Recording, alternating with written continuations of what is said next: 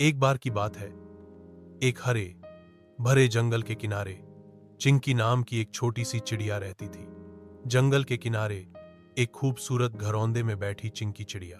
उसका घर एक बड़े बरगद के पेड़ की मजबूत डाल पर था, एकदम पास में ही था।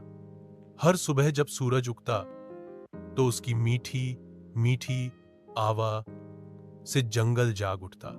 दूसरा चित्र, चिंकी चहचहा रही है और आसपास के जानवर जैसे हिरण, गिलहरी, मेढक उसे मुस्कुराते हुए सुन रहे हैं। जंगल के सब जानवर चिंकी को जानते थे।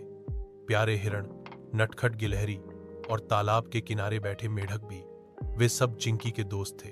तीसरा चित्र, बारिश के बाद के सीन को दिखाएं, जहां चिड़िया पत्तों पर चहक रही है और नजदीक एक नाला बह रहा है। चिंकी को सबसे ज्यादा महा बारिश के बाद आता था।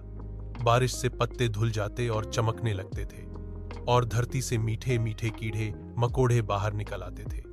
वह अपने छोटे छोटे पंखों से हवा में उड़ती, कभी अपने घोंसले के पास रहती तो कभी नदियां के पास जाकर बैठ जाती थी। चौथा चित्र, तेज तूफान का दृश्य दिखाएं, जहां पेड़ जोर से हिल रहे हैं और चिड़िया घबराई हुई है, उसका घोंसला भी हवा से हिल रहा है।